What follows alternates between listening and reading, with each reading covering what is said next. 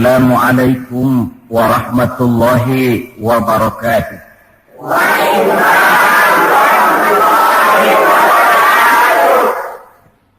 Bismillahirrahmanirrahim. Alhamdulillahi rabbil alamin. Wassalatu wassalamu ala asyrafil anbiya'i wal mursalin Sayyidina Muhammadin wa ala alihi wa ashabihil mujahidin at-tahirin, amma ba'du. Bapak-bapak, ibu-ibu, saudara-saudara, ma'asyiral muslimin rahimakumullah. Kita tahu bahwa sejarah sepanjang perjalanannya banyak mencatat orang-orang besar. Ada orang menjadi besar oleh karena pangkat, jabatan dan kekuasaannya. Apabila pangkat, jabatan dan kekuasaannya selesai, maka selesai kebesarannya sampai di situ. Ada orang menjadi besar oleh karena harta benda dan kekayaan yang dimilikinya. Bila suatu saat ia jatuh bangkrut, tamatlah kebesarannya sampai di situ. Ada pula orang yang menjadi besar oleh karena ia dibesar-besarkan dan berusaha setengah mati untuk mencapai kebesaran tadi. Bila satu saat terjadi pergeseran nilai, masyarakat mencemoohkannya, maka kebesaran itu pun selesai sampai di situ.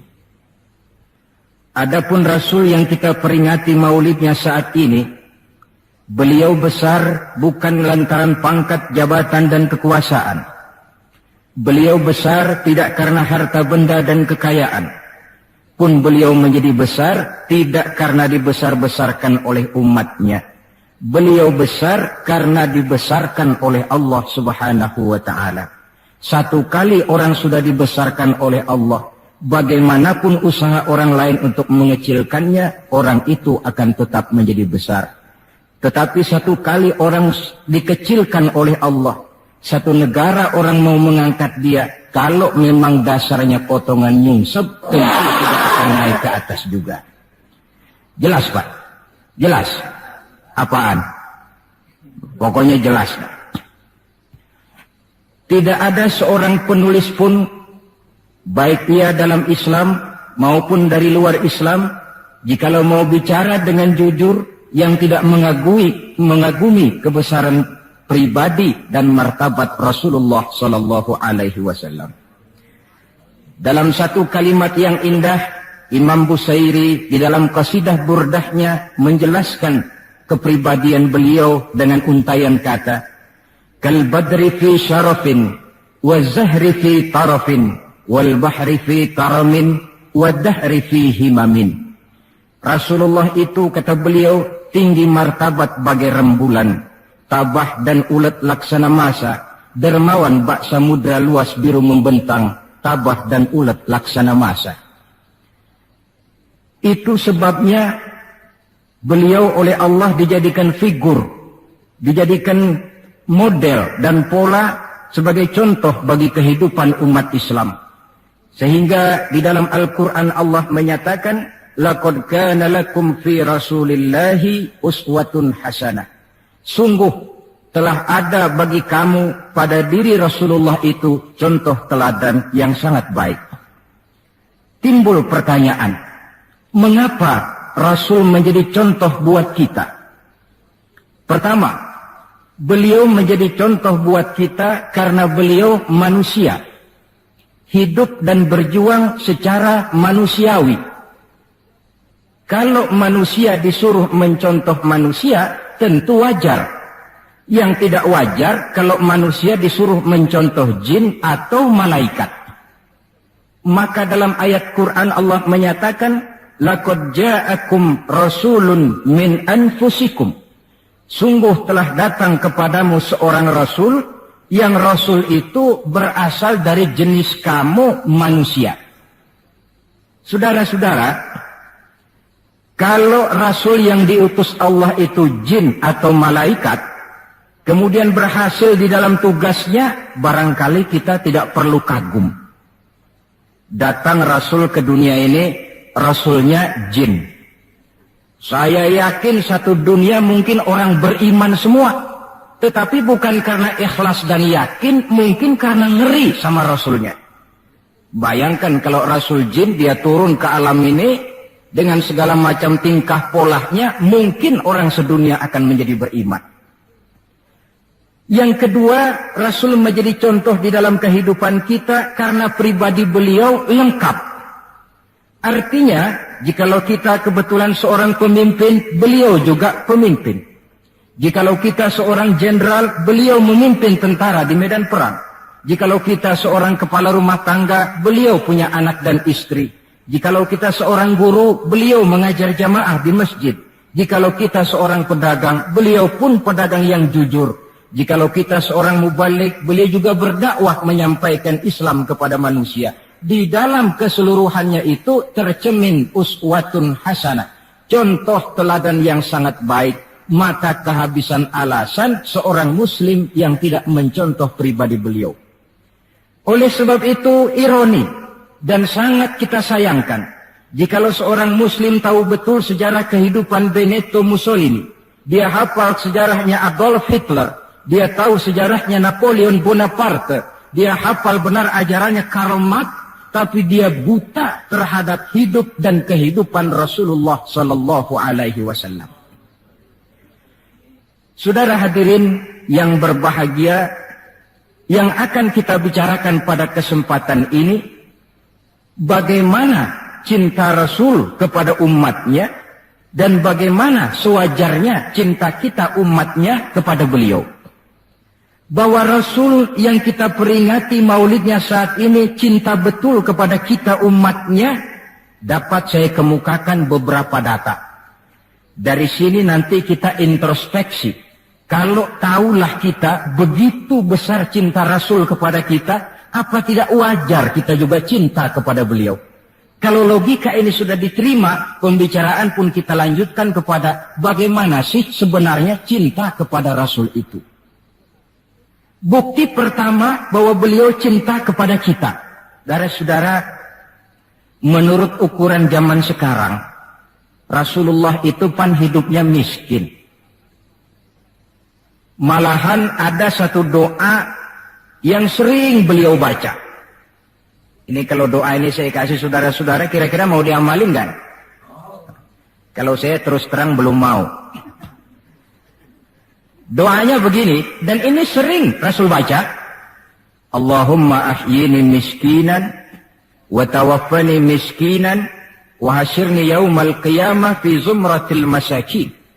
Ya Allah, hidupkan saya dalam keadaan miskin. Matikan saya dalam keadaan miskin, dan kumpulkan saya di akhirat nanti bersama golongan orang-orang miskin. Yang tadi sudah kadang bilang mau diamalin ini ya. Saya sudah bilang tadi saya belum tapi mau. Kita baca dalam sejarah beliau itu rumahnya kecil. Tidurnya di atas pelepah daun korma, kadang-kadang sampai berbekas di pipinya. Sarapan paginya seteguk air zam-zam, sepotong roti, kadang 3 butir korma. Di tengah kemiskinannya Allah pernah menantang beliau dengan kata, wala sawfa yu'tika rabbuka fatarda. Ada enggak tuh di Quran? Ada. Surah apa? Pokoknya Quran dah ya.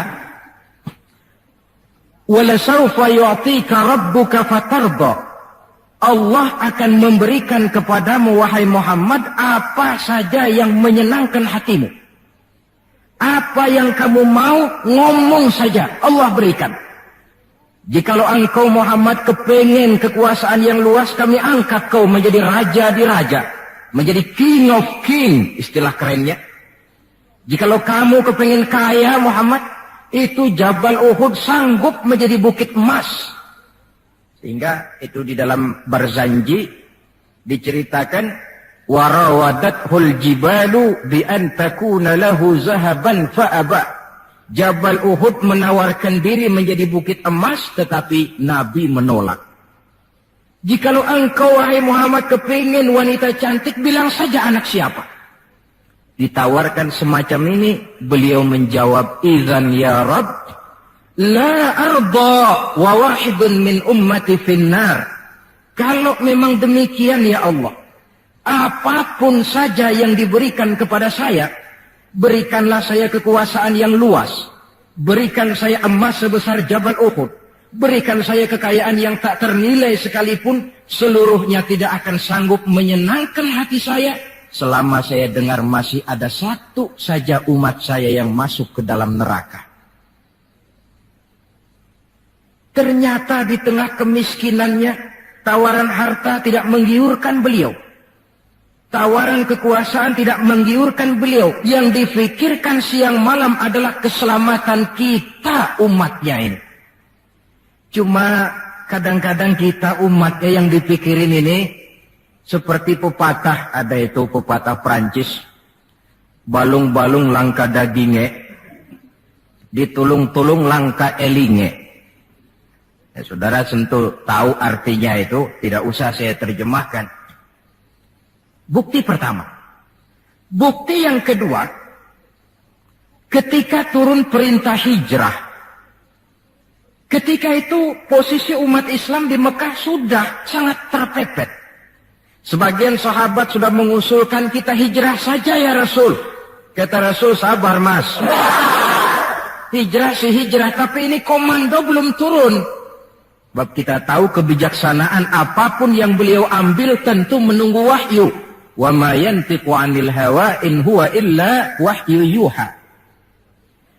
Nah, lantas ketika benar-benar turun itu perintah hijrah, beliau pidato di depan para sahabat, saudara-saudara, perintah hijrah sudah turun. Berangkatlah tuan-tuan lebih dulu ke Madinah. Lalu Anda sendiri kapan ya Rasul? Saya belakangan. Kenapa mesti belakangan? Tuan-tuan harus tahu. Yang dicari, yang dikejar-kejar, yang diancam akan dibunuh itu saya. Jikalau kita hijrah bersama-sama ke Madinah, kita akan dikejar-kejar terus. Tapi kalau tuan-tuan berangkat lebih dulu ke Madinah, sementara saya tetap berada di kota Mekah ini, tuan-tuan akan sampai ke kota Mekah dengan tenang dan selamat, sebab saya yang mereka cari masih tetap berada di kota Mekah. Keadaan begitu kritis, tapi umatnya dulu disuruh hijrah, beliau bertinggal di kota Mekah menghadang mara bahaya. Ini rupanya pemimpin lebih mementingkan keselamatan orang yang dipimpinnya daripada keselamatan dirinya sendiri. Enggak mentang-mentang turun perintah hijrah terus ngepak koper, udah ya gue duluan. Tidak, umatnya yang disuruh berangkat dulu, keselamatan umatnya yang dipikirkan, cintanya kepada umatnya. Bukti yang ketiga, saudara-saudara, bahwa Rasul cinta kepada kita. Dikala beliau akan datang ajal, hari Senin tanggal 12 Rabiul Awal seperti hari kelahirannya. Dikala itu sakit beliau sudah agak payah. Datang waktu subuh di Madinah ini, Bilal pun azan di masjid. Selesai azan, sebagian sahabat melakukan sholat sunnah qobliyah, lalu menunggu kedatangan baginda Rasul sallallahu alaihi wasallam untuk mengimami sholat subuh. Lantaran ditunggu lama tidak datang, akhirnya Bilal diutus menjemput baginda Rasul. Ketika sampai di rumah, beliau berkata, Bilal, sakitku sudah agak payah ini. Rasa-rasanya tak kuat lagi aku jadi imam. Kau kembalilah ke masjid, sampaikan ini kepada semua sahabat, dan minta kesediaan Abu Bakar menjadi imam. Bilal dengan muka sedih dan air mata berurai membasahi pipi, berangkatlah ke masjid. Saudara-saudara, baginda Rasul sudah tidak kuat lagi mengimami sholat. Beliau perintah Abu Bakar untuk menjadi imam. Kata Abu Bakar, saya tidak mau jadi imam kalau baginda Rasul masih hidup. Ini termasuk akhlak, etika para sahabat. Akhirnya satu masjid nangis semua. Sholat subuh belum nangis. Sampai tangisan itu kedengaran ke rumah Nabi. Beliau berkata kepada putrinya Fatimah, coba kau lihat kenapa orang di masjid nangis. Setelah Fatimah kembali lapor, Abah, mereka sedih karena sadar bahwa saat berpisah sudah hampir datang. Kalau begitu, suruhlah Bilal kemari. Datang Bilal, dipapah Rasul berangkat juga ke masjid mengimami sholat. Sholatnya ringkas karena beliau sakit. Dan memang beliau juga mengajarkan, idza amma ahadukumun nas falyukhaffif. Kalau kamu jadi imam, ringankan sholatmu. Kalau jadi imam jangan panjang-panjang. Sebab apa? Di belakang kamu yang jadi makmum itu orangnya tidak sama semua. Ada orang tua yang diri saja sudah payah. Ada orang yang punya penyakit darah tinggi, kalau sujud kelamaan kepalanya ngebet. Ada yang habis sholat janji mau terima duit, kakinya sudah gatal kepengen pulang. Kalau jadi imam jangan lama-lama, kata Rasul. Tetapi kalau kamu sholat sendirian, falyutawil masya'a, persilakan sepanjang yang menurut kamu mau. Jangan mentang-mentang sudah dipilih jadi imam, overacting.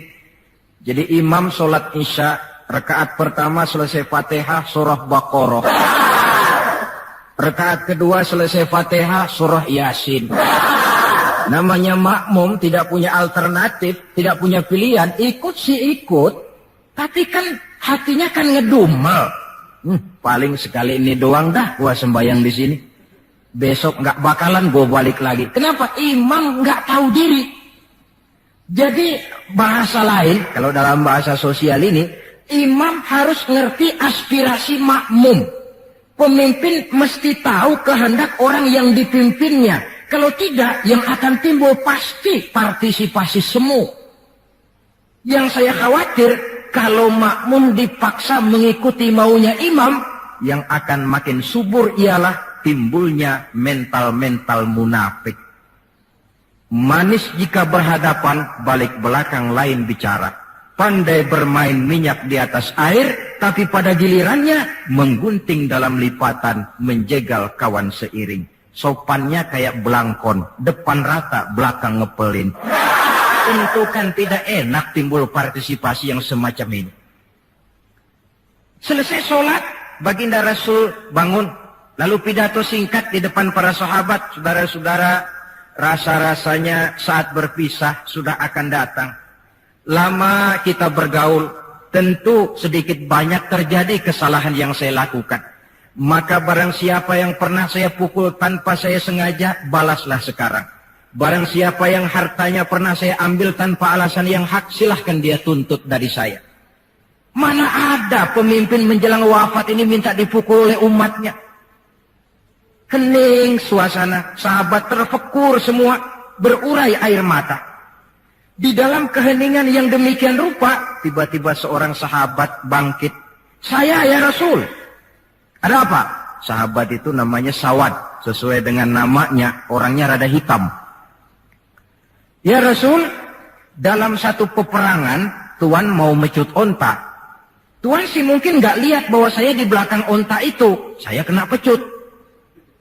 Jadi bagaimana? Ya saya nuntut balas dong. Ini sahabat yang lain jengkel nih, Sawad gila juga. Orang sudah mau berpisah begini, masih nuntut balas. Baik Sawad, Umar tolong ambilkan cambuk. Sayyidina Umar sambil nyerahin cambuk. Sawad, kalau bahasa kita buat talangin aja dah. Gak usah Rasul, saya saja yang kau cambuk. Kata Nabi Umar, biar dia kena cambuk saya, biar dia balas saya. Silakan Sawad. Ya Rasul, apa lagi? Waktu saya kena cambuk Tuan, saya nggak pakai baju. Jadi biar seri dong. Tuan juga bukalah baju Tuan. Baik, Rasul buka bajunya. Ketika baju sudah dibuka, Sawad buang cambuk itu. Dia berlari merangkul badan Rasul seerat-eratnya. Sampai sebagian sahabat makin bingung. Ini apa maunya Sawad? Ya Rasulullah, saya tahu sebentar lagi kita akan berpisah. Saya tidak tahu apa di akhirat nanti kita bisa kumpul. Kalau saya untung masuk surga, mungkin kelas saya di surga lain dengan kelas Tuan. Itu kalau saya ke surga. Kalau saya nggak ke surga, sudah terang kita nggak akan ketemu. Maka sebelum saya berpisah dengan Tuan, saya kepengen kulit badan saya yang hina ini bersentuhan dengan kulit badan Tuan yang mulia. Kalau saya nggak akal-akalin begitu, Tuhan nggak bakalan buka baju katanya. Oh, rupanya itu yang dimaui sawat. Sehingga Rasul dalam keharuannya beliau berkata, siapa yang ingin melihat contoh salah seorang penduduk sorga, lihatlah sawat ini, karena dia cinta benar kepada saya. Setelah itu beliau kembali ke rumahnya. Berkata kepada putrinya Fatimah, kalau ada tamu bilang Abah sudah tidak bisa terima tamu. Baik Abah. Sementara Allah memerintahkan malaikat maut datang. Malaikat maut turun kau ke alam, ambil roh kekasihku Muhammad. Turun malaikat maut dalam bentuk manusia. Ketuk pintu, keluarlah Fatimah putri baginda Nabi. Tuan, maaf saja, ayah tidak terima tamu. Katakan, saya yang datang. Melihat roman muka orang ini, Fatimah gemetar seluruh badannya, lalu kembali kepada ayahnya, ayah, ada tamu, saya bilang ayah tidak terima tamu. Dia malah berkata, katakan saya yang datang. Melihat roman mukanya, gemetar seluruh tubuh saya. Hebat orang ini. Siapa sih ayah? Baginda senyum. Fatimah, kau tahu siapa yang datang? Tidak tahu ayah. Yang datang itu Fat, hadimul lazat wa qati'us syahawat. Yang datang itu Fat, dialah yang menghancurkan seluruh kesenangan dunia. Dia yang memisahkan kita dengan semua yang kita cintai. Yang datang itu malaikat maut, Pak. Suruh dia masuk. Ketika malaikat maut masuk, ya malaikat maut sudah datang saatnya. Ya Muhammad. Aina Jibril? Malaikat Jibril di mana? Sebentar lagi dia datang. Ketika turun malaikat Jibril, baginda Nabi bertanya, akhbirni ya Jibril, mali indallahi minal karamah. Wahai Jibril, tolong beritahu saya. Kalau sebentar saya menghadap Allah, kehormatan apa yang diberikan Allah kepada saya? Tidak usah khawatir Muhammad, kata malaikat Jibril. Inna abwabas sama qad futihat, wal malaikatu saffu sufufan yantaziruna li ruhik. Pintu langit sudah dibuka. Malaikat sudah berbaris menunggu kedatangan rohmu yang suci. Alhamdulillah. Kalau itu saya ya? Iya. Kalau umat saya bagaimana Jibril? Umat saya, umatmu, iya. Umatmu juga jangan khawatir Muhammad. Allah sudah memberikan fasilitas, kata Allah, inni haramtul jannata ala sairil umam hatta tadkhulaha ummatuka. Surga ku haramkan buat seluruh umat, kecuali kalau umatmu Muhammad sudah masuk ke dalamnya. Ini fasilitas, jadi sungguh pun kita umat terbelakang menurut abjad, tapi disuruh diberi fasilitas masuk surga lebih dahulu ketimbang umat-umat yang lain. Alhamdulillah, kalau begitu legalah saya, kata Nabi. Mari malaikat maut persilahkan, saya ikhlas. Lalu diambillah ruh beliau perlahan-lahan, naik ruh itu ke lutut, ke pusat, ke dada, sampai ruh di tenggorokan. Fatimah dekatkan telinganya ke bibir ayahandanya yang mulia itu. Suara terakhir yang sempat direkam oleh Sayyidatuna Fatimah, bisikan terakhir menjelang wafat, 3 kalimat. As-salah, as-salah. An-nisa, ittaqun nisa, ummati, ummati. Dengan kalimat itu beliau kembali menghadap Allah. Solat, jaga solat. Wanita, lindungi kaum wanita. Umatku, umatku. Itu kalimat terakhir yang beliau ucapkan. Kita umatnya yang disebut. Manalah di dunia ini pemimpin yang sempat nyebut umatnya dikala mau ajal. Napoleon Bonaparte, singa daratan Eropa, luas kekuasaannya. Dikala mau wafat dia tidak sempat nyebut bangsanya, bangsa Prancis. Yang sering dia sebut Margaret Josephine, Margaret Josephine, gacoannya. Adolf Hitler, gagah perkasa. Dikala hari-hari akhir kejayaannya, dia tidak nyebut Jerman. Dia tidak nyebut suku bangsa Arya yang dia agul-agulkan. Yang banyak dia sebut Eva Braun, Eva Braun.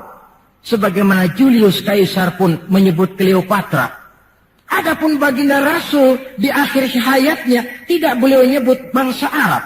Tidak anaknya, tidak istrinya, tidak sahabat dan orang-orang yang dekat dengan beliau. Tetapi yang disebut kita umatnya. pada detik-detik terakhir daripada kehidupan beliau. 3. Bukti yang keempat bahwa beliau cinta betul kepada kita umatnya. Nanti di akhirat. Ini sudah ada yang pernah ke akhirat belum? Sama. Mau? Bukan, kalau mau saya catat. Besok berangkat. Ini gampang kalau ini urusan ini. Nanti di akhirat. Setelah Allah mematikan semua yang bernama hidup, maka yang pertama kali dihidupkan kembali pada kehidupan itu para malaikat. Setelah malaikat dihidupkan kembali, maka Allah memberikan tugas kepada para malaikat, katakanlah semacam panitia akhirat.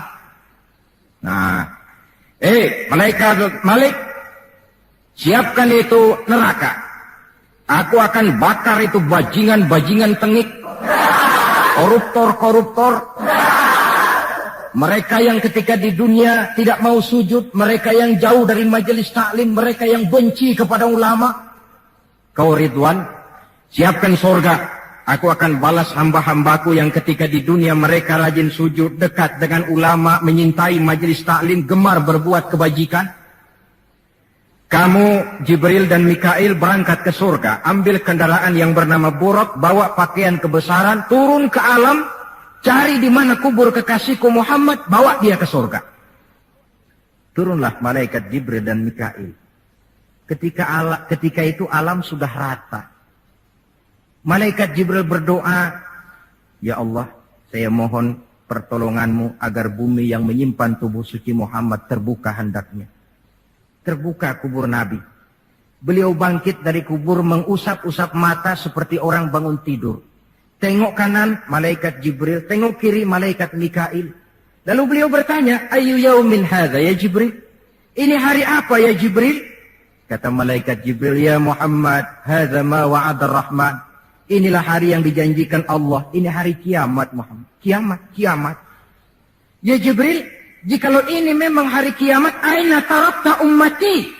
Kalau ini memang hari kiamat, Jibril, umat saya di mana? Kita yang ditanya. Bangun dari kubur, tahu kalau itu hari kiamat, pertanyaan pertama, umat saya di mana? Barangkali kalau saudara yang bangun paling dulu dari... Adapun baginda Nabi, saudara-saudara, ketika pertama bangkit dari kubur itu, kitalah umatnya yang menjadi pertanyaan pertama. Malaikat Jibril menjawab, ya Muhammad, tidak ada orang yang dibangkitkan sebelum kamu. Kaulah orang pertama. Lalu bagaimana sekarang? Kita ke surga. Perintah Allah. Berangkat ke surga. Setelah di surga, beliau seperti orang bingung. Sampai Allah menegur, ya Muhammad, apa kurang enak surga? Enak ya Allah. Apa tidak cukup fasilitas? Cukup. Kenapa kamu seperti orang tidak betah? Saya mikir umat saya ya Allah. Iya, saya sudah enak-enak duduk di kursi empuk. Umat saya bagaimana umat saya? Jadi mau kamu bagaimana?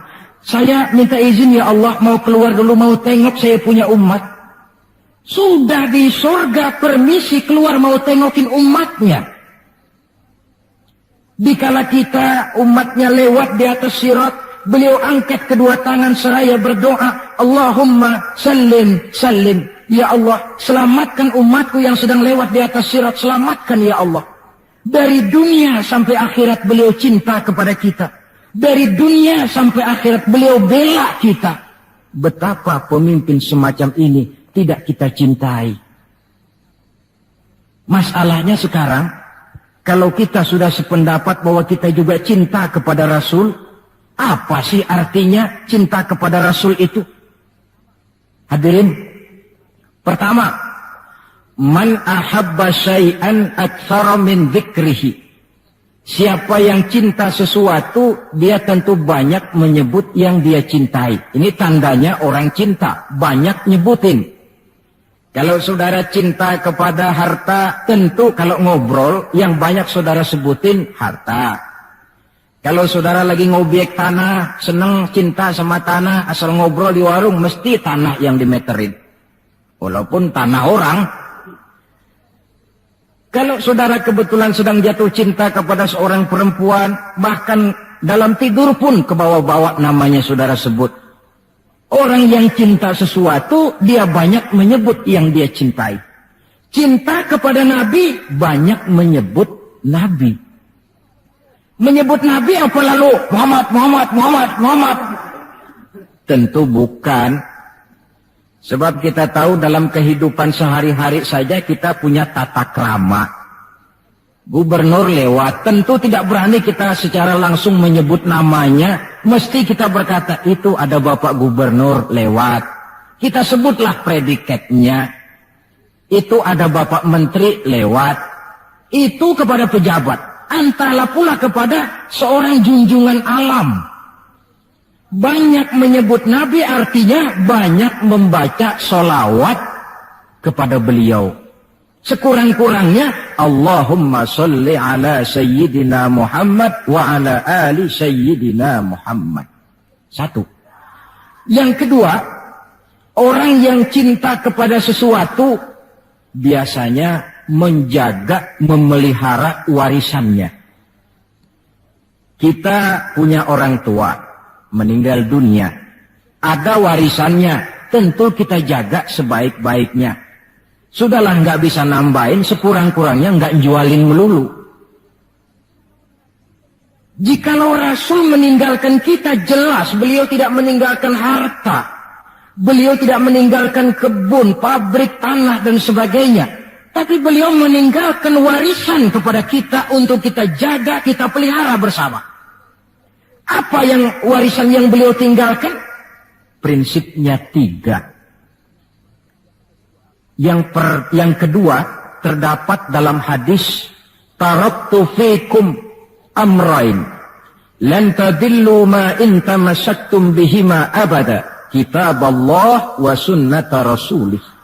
Aku tinggalkan kepadamu 2 perkara yang jikalau kamu mau berpegang teguh kepada keduanya, kau tidak akan sesat untuk selamanya. Quran dan sunnah Rasul. 2. Warisan yang ketiga dalam hadis, al-ulama warasatul anbiya. Ulama adalah ahli waris Nabi. Kalau demikian, maka warisan Nabi itu 3. Quran, sunnah, ulama. Inilah warisan yang perlu kita jaga, warisan yang perlu kita pelihara, yang kita laksanakan dan terjemahkan di dalam kehidupan kita. Mari kita lihat. Warisan pertama, Quran. Kitab suci bagi kita umat Islam. Bagaimana cara kita memelihara warisan yang namanya Quran ini? Pertama, usahakanlah agar membaca Quran menjadi salah satu hobi di dalam kehidupan kita. Kata Nabi, innal ladzi laisa fi jawfihi syai'un minal Quran kal bait. Orang yang dari tenggorokannya tidak pernah keluar ayat Quran barang sepotong pun, belum pernah ngaji barang seayat pun, itu orang kata Nabi kayak rumah kosong. Rumah biar bagus, potongan Spanyol, gede, mahal, kalau kosong kan angker. Kuntilanak, tuyul, memedi, betah di situ.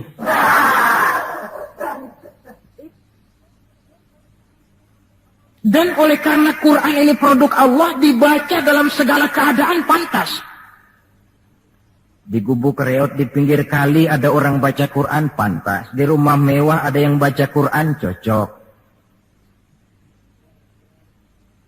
Kemudian orang sedih baca Quran, terhibur. Orang gembira baca Quran, tidak menjadi lupa diri. Di istana ada yang baca Quran, pantas. Di depan kubur ada yang baca Quran, pantas. Orang kawin dibacakan Quran, bagus. Orang mati dibacakan Quran juga cocok. Lantaran dia produk Allah. Setelah membacanya, lalu meningkatkan kepada tahapan yang kedua. Mencoba memahami isinya. Lewat segala kesempatan yang memang mungkin. Entahlah dengan jalan mengaji, tukar pikiran, diskusi, banyak membaca. Tetapi tentu dengan catatan bahwa kita memahami Al-Quran ini tidak bisa mengandalkan kemampuan intelektual semata-mata. Seperti yang banyak gejalanya terjadi di zaman sekarang ini. Di mana orang mencoba menggali hakikat Quran dengan mengandalkan kemampuan intelektualnya. Kadang-kadang bahasa Arab saja nggak ngerti. Dia gali Quran cuma sekedar lewat terjemahannya. Yang saya khawatir akan timbul kecenderungan di mana orang mikir dulu baru nyari ayat. Akhirnya ayat Quran dicocok-cocokin sama pikirannya. Bukan ada ayat dipikirin, tapi malah mikir dulu baru mencari ayat. Saudara hadirin, munculnya pesantren-pesantren kilat dalam upaya memahami Islam. Secara pribadi saya bersyukur, merasa gembira. Tetapi yang saya sayangkan jikalau dengan pesantren kilat itu lalu merasa bahwa diri sudah cukup. Setelah nyantren 1 minggu pesantren kilat, keluar pesantren sudah kayak pendekar. Ulama anu salah, kiai anu nggak bener, ustad anu salah, semua ulama-ulama salah. Baru nyantren seminggu sudah semuanya salah. Lebih celaka lagi kalau nanti upaya memahami Islamnya, ini dalam bahasa sosialnya disebut frame of reference, seperti orang buta kenal gajah. Yang mati-matian mempertahankan teori bahwa gajah itu tipis dan lebar seperti kipas, cuma karena kebetulan yang dia pegang baru sekedar telinga gajah. Maka upaya memahami Al-Quran tidak bisa dilepaskan kaitannya dengan bantuan orang yang ahli di bidang itu. Barangkali sudah banyak terjemahan Quran di dalam bahasa Belanda, bahasa Inggris, apalagi bahasa Indonesia. Yang agak sulit sekarang mencari terjemahan Quran di dalam kehidupan kita. Saya sering ambil contoh ringan. Umpamanya, nih sensus versi saya. Konon kabarnya, menurut kata yang empunya cerita, penduduk Indonesia ini 90% beragama Islam. Betul kan? Nah. Kalau saya numpang tanya, dari jumlah 90% ini, berapa persen yang bisa baca Quran? Kira-kira ada nggak separuhnya? Rasanya nggak ada. 30%? 20% ada ya? 20% adalah, kurang-kurang dikit sama kawan jadilah 20%. Dari jumlah 20% yang bisa baca Quran, numpang tanya lagi, berapa persen yang bisa baca dan tahu artinya? Ada 5%? Saya kira adalah 5% berikut santri-santri yang di pondok pesantren itu. Dari jumlah 5% yang bisa baca Quran dan tahu artinya, berapa persen yang bisa baca, tahu artinya, lalu mengamalkan ajaran Quran? Ini yang masih bisa dihitung dengan jari. Sehingga tidak heran bahwa umat ini mayoritas, tapi lebih sering jadi penonton daripada jadi pemain. Lebih sering jadi objek daripada menjadi subjek. Dalam bahasa Arabnya lebih sering menjadi maf'ul daripada menjadi fa'il. Sebab kuantitas yang tidak diiringi oleh kualitas, ini yang bahasa Nabi, ghusa'un ka ghusa'is sail, seperti busa di lautan. Banyak tapi centang perenang. Banyak tapi tidak punya daya dan kekuatan, dihempaskan ke tepian pantai tanpa punya makna dan arti. Kadang kita baca Quran, tapi sementara di pihak lain kita juga yang menginjak-injak isinya. Kita baca ayat, wa ahallallahu al-bai'a wa harramar riba. Allah halalkan jual beli, Allah haramkan riba, tapi renten ditelan terus. Kita baca ayat, wa tasimu bihablillahi jami'an wa la tafarraqu. Berpegang teguhlah kepada tali Allah, jangan kamu bercerai-berai, tetapi sesama muslim main pelotot-pelototan jalan terus. Yang kita baca kadang-kadang, kita juga yang menginjak-injaknya. Ini warisan pertama, Al-Quran. Warisan yang kedua, sunnah Rasulullah Sallallahu Alaihi Wasallam. Yang diantara fungsinya, menjelaskan apa yang oleh Al-Quran tidak dijelaskan dalam bentuk detail. Quran misalnya cuma mengatakan aqimis sholat, dirikan sholat. Bagaimana cara sholat? Tidak ada dalam Quran. Bahwa sholat mesti takbiratul ihram, mesti tahiyat, mesti ruku duduk di antara dua sujud. Tidak ada dalam Quran. Yang menjelaskan itu semua sunnah. Quran cuma menjelaskan wa atimul hajja wal umrata lillah. Laksanakan haji dan umrah karena Allah. Bagaimana manasik haji? Bagaimana jumrah, bagaimana tawaf, bagaimana sa'i. Tidak ada dalam Quran. Sunnah jelaskan semua itu.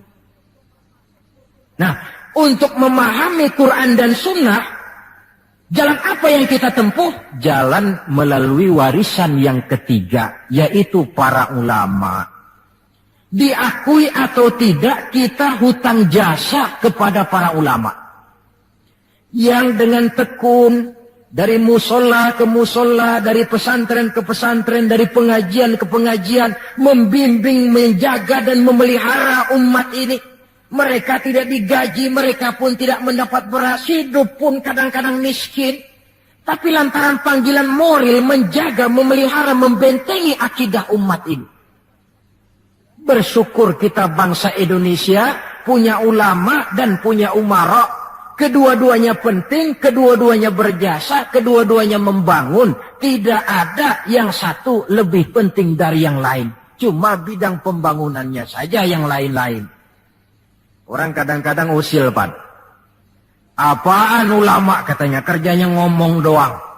Sekarang kan zaman pembangunan, perlu karya nyata. Mana ada kiai bangun jembatan? Ngomong aja. Ini saya pikir orang bicara begini ini nggak ngerti masalah. Bukankah asas manajemen yang modern saja mengajarkan the right man on the right job, the right man on the right place, bahwa orang harus ditempatkan sesuai dengan proporsinya. Nah, kalau kiai disuruh bangun jembatan, apa Pak Lurahnya mau ngajar tafsir? Setiap kita membangun, cuma bidang pembangunan kita yang berbeda-beda. Dan kenyataan makin menunjukkan kepada kita, saudara-saudara, sekarang ini yang namanya ulama, maaf-maaflah, sudah merupakan jenis makhluk langka. Malahan barangkali sudah termasuk jenis makhluk yang harus dilindungi dari kepunahan ini. Dan mencetak sarjana lebih gampang ketimbang mencetak kiai. Saudara mau jadi sarjana, taruh sekolah 22 tahun dah, udah campur nggak naik itu. Ya cobalah kalau TK 1 tahun, TK 1 tahun, SD 6 tahun, PAN 7 tahun, SMP 3 tahun, 10 tahun, SMA 3 tahun, 13 tahun, kuliahlah 5 tahun, 18 tahun, cadangan nggak naik lah 4 tahun. Masa dicadangin nggak 4 tahun nggak selesai, sarjana tinggal pilih. Tapi saudara ngaji dari kecil sampai 20-30 tahun belum tentu loh jadi kiai. Dan nggak bisa minta. Mas, gua kan ngaji melulu, panggil gua kiai, kenapa sih? Loh, kiai minta begini kan nggak bisa. Kalau ilmunya diakui, akhlaknya jadi contoh, perjuangannya diteladani, umat bersimpati, lalu masyarakat beramai-ramai secara praktis menyebutnya kiai. SK-nya itu di tangan umat. Oleh karena SK-nya di tangan umat, dia tidak kenal pensiun dan jam kerjanya pun 24 jam. Kapan umat perlukan, dia mesti berangkat. Yang saya khawatir, kelangkaan ulama ini menyebabkan terjadinya pergeseran nilai. Dan ini pernah dianalisa oleh baginda Rasul Sallallahu Alaihi Wasallam. Apa kata beliau? Inna min asyrati sa'ah. Sesungguhnya di antara tanda-tanda kiamat. Nggak usah mikirin kiamat beneran dah. Saya juga nggak pengen ngalamin. Kiamat mini. Kiamat kecil-kecilan. Apa itu? Hancurnya sendi-sendi kehidupan sosial. Maksiat merajalela, munkarat menjadi-jadi. Yang benar jadi salah, yang salah dianggap benar. Yang hak menjadi munkar, yang munkar dibilang hak. Kemakmuran cuma kata, keadilan cuma teori. Hukum kayaknya cuma buat orang kecilan, orang gedean, kagak mempan hukum. Padahal hukum kalau sudah pandang bulu, terang yang enak yang banyak bulunya. Siapa yang banyak bulunya? Monyet. Kalau Kalau hukum pandang bulu, monyet keenakan. Pergeseran nilai terjadi. Kiamat macam ini yang kadang-kadang kita temukan dalam kehidupan. Penyebabnya apa? Kata Nabi yang pertama, ayurfa'al ilmu. Ilmu diangkat oleh Allah. Bagaimana cara Allah mengangkat ilmu dan apa maksudnya? Allah mengangkat ilmu pertama dengan jalan mematikan ulama. Makin banyak ulama wafat, makin banyak ilmu ditarik. Yang kedua, kurangnya minat orang belajar agama. Majelis taklim yang non formal atau yang formal seperti madrasah dan pesantren. Pikiran orang sudah pikiran perut. Sekolah sama dengan ijazah, ijazah sama dengan lapangan kerja. Dalam kondisi macam itu, madrasah mendapat perhatian sebelah mata. Maksudnya apa ilmu ditarik ini? Agama dikucilkan. Kalau 1-2 kali disebut-sebut agama itu cuma alat pelengkap saja. Agama cuma pidato, agama cuma seminar, agama cuma kongres, agama cuma muktamar. Tapi bahwa agama jauh dari kehidupan sehari-hari, itu merupakan realita. Agama sudah tak ubahnya dengan daun pisang yang dikait di tepian jalan lantaran diri tak berpayung di ketika hari hujan. Dan manakala hujan usailah sudah, daun itu pun dicampakkan di tepi jalan, diinjak pula orang nan lalu. Dikala dilihat agama membawa untung, rame-rame teriak agama. Coba lihat tahun 65 begitu PKI meletus, wah rame-rame, banyak mobil-mobil mewah parkir di masjid. Begitu keadaan aman, cuman sepeda butut yang ketinggalan di depan masjid. Ini yang Allah jelaskan watak begini ini. Kullama adha'a lahum masyaw fih wa idza azlama alaihim qamu. Mentalitas munafik. Waktu terang mereka berangkat, waktu gelap mereka mandek. Ketika di Islam dilihat ada untungnya, rame-rame teriak Islam. Asal ada untungnya, Pak, saya Islam Pak, KTP saya aja Islam. Waktu ada untungnya. Tapi ketika diminta berjuang, dituntut berkorban, yang lain dulu dah. Yang lain dulu. Nah, kalau ilmu sudah ditarik, timbul ekses berikutnya. Apa kata Nabi? Wa yuzharul jahlu, nampak kebodohan di mana-mana. Lantaran ulama tidak ada yang menjelaskan halal haram, hak batil, ma'ruf munkar, tidak ada. Orang hidup menurut seleranya, timbul permissive society. Terjadi pergeseran nilai. Akibatnya kata Nabi, wa yabshu zina wa yushrabal khamr. Maka zina pun dikerjakan terang-terangan. Arak jadi minuman kebanggaan. Sebagian anak muda belum bangga kalau belum bisa mabok. Yang enggak mabok dianggap kolot, kampungan loh. Bikin malu baru kena segelas sejodoh miring. Cengeng. Teman kita no hebat sampai nyungsep di comberan. Yang nyungsep hebat. Terjadi pergeseran nilai. Lantaran apa? Ilmu ditarik, ulama banyak wafat, minat orang belajar agama berkurang. Maka sekali lagi bersyukurlah kita bangsa Indonesia punya ulama dan punya umarok.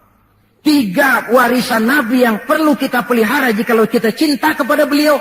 Quran, sunnah, dan ulama. Kemudian yang terakhir, orang yang cinta sesuatu tentu dia mengikuti, mencontoh yang dia cintai. Jikalau kita cinta kepada baginda Nabi, sekurang-kurangnya kita mencontoh pola kehidupan beliau. Saudara remaja cinta kepada Michael Jackson, umpamanya.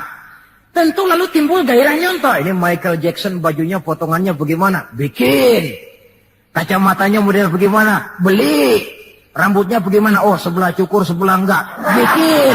Pokoknya pantas enggak pantas nyontoh. Orang yang cinta sesuatu dia contoh yang dia cintai. Jikalau kita cinta kepada baginda Nabi, pola kehidupan beliau pun kita perlu mencontohnya.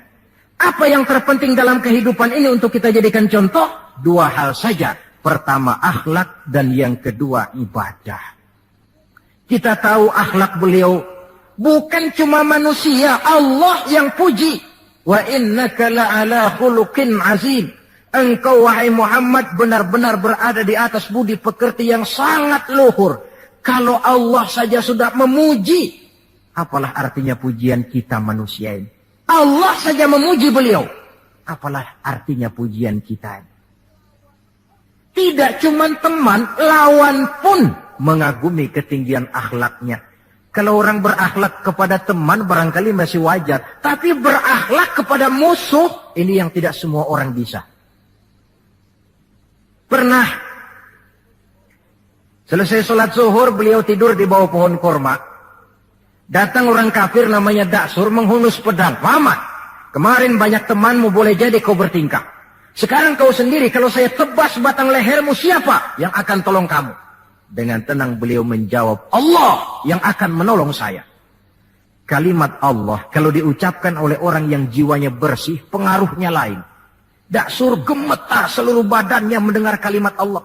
Keringat dingin bercucuran sampai tangan licin, pedang terlepas. Jatuh pedang itu, diambil oleh Nabi. Kalau sekarang aku yang tebas batang lehermu, Daksur, siapa yang akan tolong kamu? Dalam gemetar dia bilang, enggak ada ya Rasul, kecuali kalau Anda mau memaafkan saya, maafin ya. Nabi menyerahkan pedang, bawa pulanglah kembali ke rumahmu. Jangan ulangi lagi perbuatan macam ini. Begitu mudah beliau memaafkan orang yang nyata-nyata mau menghabiskan nyawanya. Kita kadang persoalan yang sedikit saja marah suka berlaku perpanjangan waktu. Nggak cukup perpanjangan waktu, bisa ditambah perpanjangan generasi. Gara-gara jengkel sama bapaknya, anaknya kagak boleh main. Lu jangan main ke rumah temen lu si Fulan. Kenapa? Gue lagi kesel sama bapaknya. Kesel sama bapaknya, anak nggak boleh main. Ini kan sudah ditambah oleh perpanjangan generasi namanya. Banyak contoh yang diceritakan dalam sejarah mengenai ketinggian akhlak beliau. Tidak cuma kepada teman, tetapi kepada musuh-musuhnya sekalipun. Beliau mempunyai akhlak yang sangat luhur. Dan akhlak inilah penilaian orang di dalam kehidupan kita. Seorang rendah yang akhlaknya tinggi, jauh lebih baik daripada seorang besar dan tinggi. Dalam arti entah jabatan, harta, kekuasaannya. Tetapi berakhlak dan bermoral rendah. Dan jangan lupa, kehancuran suatu bangsa selalu dimulai dengan kehancuran moral daripada bangsa itu sendiri. Kita cukup prihatin yang hidup di abad 20 ini, insya Allah lah kita nggak akan mengalami banjir sebesar banjirnya Nabi Nuh. Tapi banjir abad ini polanya lain. Banjir maksiat dan munkar, banjirnya peradaban dan kebudayaan yang menghancurkan moral anak-anak kita. Banjirnya paham-paham yang menghancurkan, sekurang-kurangnya mendangkalkan kita punya akidah. Terhadap banjir-banjir semacam ini kita perlu punya kapal. Supaya selamat diri, selamat keluarga, selamat generasi yang akan datang. Dari segala macam banjir yang tidak kita inginkan. Nah, untuk mencontoh akhlak beliau inilah kita perlu membaca, mempelajari peri kehidupan beliau. Akhlaknya ketika menjadi pedagang, akhlaknya ketika memimpin tentara, akhlaknya dalam kehidupan di rumah tangga, akhlaknya kepada para sahabat, akhlaknya menghadapi musuh sekalipun. Bukankah sejarah juga yang menceritakan kepada kita? Pada waktu dakwah ke Taif, beliau bukan disambut, malah disambit. Ketika itu turun malaikat Jibril, ya Muhammad, kalau kau mau orang yang melontari kau dengan batu hancur, sekarang ini juga aku timpa mereka dengan Jabal Uhud biar mampus semua. Kata Nabi, jangan ya Jibril. Saya ini diutus bukan untuk menghancurkan orang. Saya ini rahmatan lil alamin. Jadi mau kamu apa? Saya cuma mau berdoa buat mereka. Allahumma hdi qaumi fa innahum la ya'lamun. Ya Allah, berikan hidayah, petunjuk kepada kaumku yang tadi melontari aku dengan batu lantaran mereka tidak tahu. Karena tidak tahu maka mereka lontari aku dengan batu. Andai mereka tahu, itu tidak akan mereka lakukan. Sudahlah dilontari batu. Yang melontari batu malah didoakan dan doanya pun bagus. Akhlak di dalam kehidupan. Hal kedua yang mau kita contoh adalah ibadah. Hadirin, kalau ada satu-satunya manusia yang sudah mendapat jaminan ampun dari segala dosa, itu cuma baginda Nabi orangnya. liyaghfira lakallahu ma taqaddama min dzambika wa ma ta'akhkhar. Ya Muhammad, dosamu yang dulu, yang sekarang, yang akan datang, jikalau memang ada, semuanya sudah dijamin ampun oleh Allah. Tapi makin diampuni, makin banyak ibadahnya. Lantaran sandaran vertikalnya benar, beliau dekat dengan Allah. Lantaran Allah dekat, pertolongan selalu datang. Bukankah manusia cuma pandai berusaha dan berusaha, namun kepastian sepenuhnya di tangan Allah. Kesanalah kita perlu berhubungan secara baik supaya maksud dan tujuan kita terlaksana. Nah, ibu-ibu dan bapak-bapak, maafkan saya agaknya cuma sekedar inilah yang dapat saya sampaikan pada pertemuan kali ini. Mudah-mudahan cinta kita kepada baginda Rasul bisa kita wujudkan dengan pertama, banyak membaca sholawat kepada beliau. Yang kedua, menjaga warisan yang beliau tinggalkan, Quran, Sunnah, dan ulama. Dan yang ketiga, mencontoh beliau sesuai dengan batas kemampuan kita sebagai manusia. Sekian dan demikianlah, lebih kurang mohon maaf. Usikum wa iyaya bitaqwallah. Wassalamualaikum warahmatullahi wabarakatuh.